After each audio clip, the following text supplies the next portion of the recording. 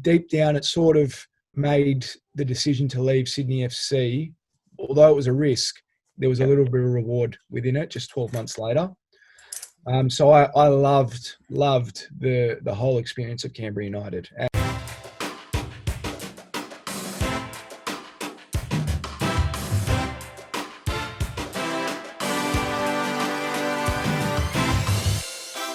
Okay, so welcome this morning here on Sandy Bay Media. We're joined by Alex from University of Sydney, and he's going to be our guest. Make sure to give us a like and a follow. It helps us out and it helps the page. Alex, can you just introduce yourself briefly? Yeah, sure. Well, firstly, thanks for having me. It's always exciting to have opportunities to share my story. So as you mentioned, I'm the current head coach at Sydney University. I'm there leading the Women's Premier League team in NPL 1. Mm-hmm. I've been there for as the head coach. This is my third season, 4 years all up. The first year that I came in, I was the assistant coach. And then, in between that, I've been managing. I've had times where I've had to manage both the men's and the women's first grade team. Okay. So that's my current role. Yep. Prior to that, I was involved at Sydney FC with the academy there, which was a fantastic opportunity. And before that, I was playing. So the relatively short journey so far, but one that I'm eager to continue with. That's right. And speaking of playing, how did you get involved in football? Yeah, mate, it was a simple story. It wasn't one of those sad stories where I was an excellent up and coming player who had an injury or anything like that. I was an okay player playing in NPL, and while I was at university, I was playing, and I thought, 21, 22, how am I going to be involved in the game professionally? And I made the realization that it wasn't going to be as a player. Mm-hmm. So I made the decision then to focus on the coaching side of things. Yeah. At the time I was studying teaching, so it sort of went hand in hand.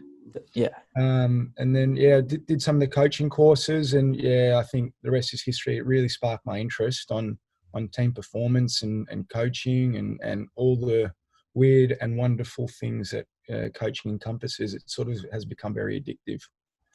Always is. It's always is. Speaking of coaching, what's been your coaching journey so far? Yeah, so look, as I mentioned, I stopped playing at 22, and I think I did my C license that year.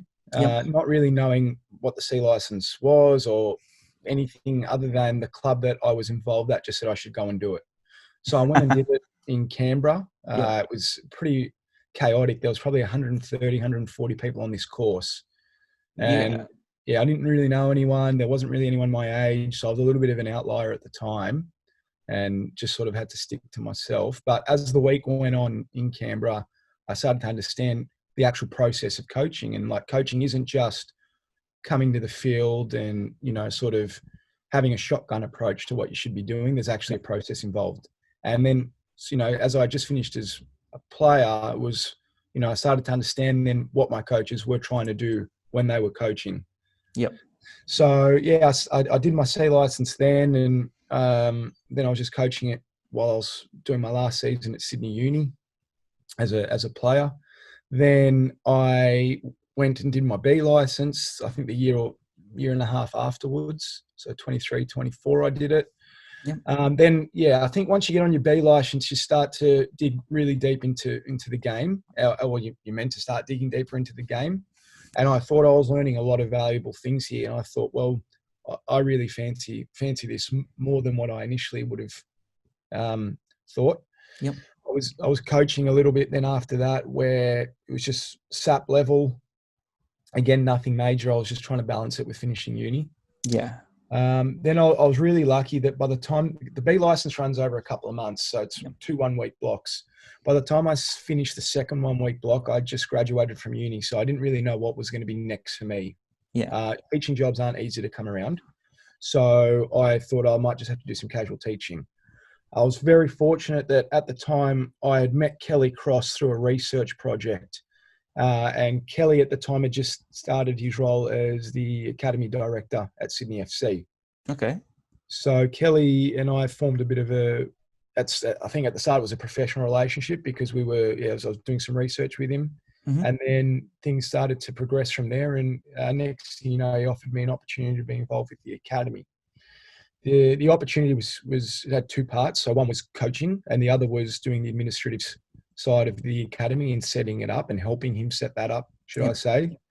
And it was just such a phenomenal experience because to have Kelly, who has done incredible things and continues to do incredible things, and someone who wrote the coaching process and was heavily involved with the curriculum and the courses, to then have the opportunity to work alongside him was, it was a real shaper for me. It changed my way of understanding what coaching is and also how to conduct yourself at that high performance level. Yep. So I spent just under 2 years at Sydney FC. I was, as I said, coaching the youth there, and an opportunity to work with some older players came up back at Sydney Uni with Heather Garriock with the women's side. Okay.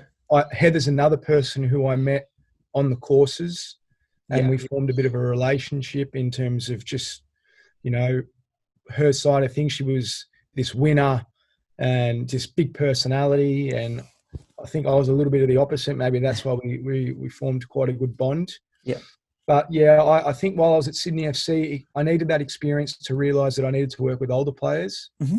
And I was totally unaware of it before I started. But then once I was in it, I thought, yep, I love this. I appreciate the importance of youth development, but I fancy myself and my skill set and just my general character to probably be more aligned with senior football. Mm-hmm.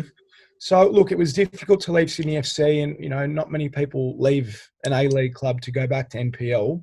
But I thought, it's just something I need to do. I feel that's how my gut feels. So I just went with that. Yep. So I went to Sydney Uni with Heather Garriock, was her assistant to her first grade team. Mm-hmm. Sydney Uni first grade women's has traditionally been, a really strong club. Heather was there. She was able to attract some high caliber players. We've got some great resources. It's a great setup. So when I went there and I was working with some top players, I thought, this is going to be fun. The way things transpired, we had our first season together, and then Heather at the end of that year got the opportunity to go to Canberra United as the head coach for the W League. And then I was very lucky enough for her to ask me to come with her. So straight after that first season at Sydney Uni, I've gone down to Canberra for summer. Yeah. It wasn't quite what I had planned for that summer, but nonetheless, again, it was a fantastic opportunity to be involved at W League level. Oh, yes. And deep down, it sort of made the decision to leave Sydney FC. Although it was a risk, there was a little bit of reward within it just 12 months later. So I loved the whole experience of Canberra United and being there for W League. It wasn't the best season that the club could have had. Yep. And there was definitely a lot of learning opportunities or sort of difficult moments. But the experience for me was something I'll never forget. It was a great couple of months.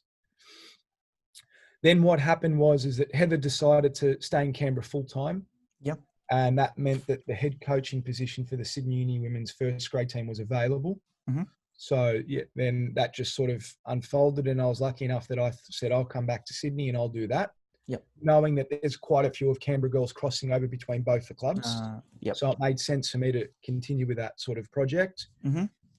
Then, so I've been with Sydney Uni since doing the first grade team, working with some great players, some great staff in a great club. Brilliant to hear that. That's pretty it's a fascinating story. Just want to touch on your experience at Canberra United. So was there something memorable or that happened, or a learning experience that you can touch upon? Look, I think every day was a learning opportunity for me, and I was still relatively young in that environment. There was players that were older than me. There was players that's been to World Cups and Olympics and Asian Cups and done some really incredible things. We had some really great international players as well. We had Laura Bassett, who I think at the time had just finished her career with England, but she was the captain for the national team for a while. So I was a little bit in awe, but I couldn't let them think that at the time. Look, I think the one thing that really stands out for me is actually the conversations I would have with players about football and coaching and leadership and environments. Now, I did my job as the assistant, wherever possible to assist Heather, to challenge Heather, to offer value to Heather wherever needed. But I was also really intrigued in listening to players and the experiences that they've had with their coaches. Yeah. Because as I said to them, the coaches they've had I would like to one day be like and be in their positions. Yeah. So it would be silly for me not to ask them what they thought of this coach, how they like that. Yeah. What was it like in a World Cup preparation? So those conversations for me were fantastic. And, I think it was really a two-way street with these players. I gave them some knowledge and they gave me some knowledge, and I've got long-lasting relationships with all those players. Yeah. I think the other aspect of it as well is the whole traveling component of a professional team. Yeah. In your mind, you always think, away games, there's some certain aspects that you need to follow, but the logistics that go into that is phenomenal.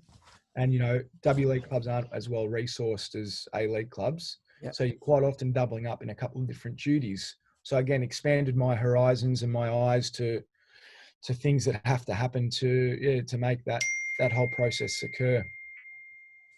Yeah. And I think the more I've done this, the more I've realized, speaking with people about the logistics, especially being in Australia, I think in Europe and overseas, it's a little bit easier when countries and cities are just down the road or a little bit closer versus here traveling from one side of the state to the other.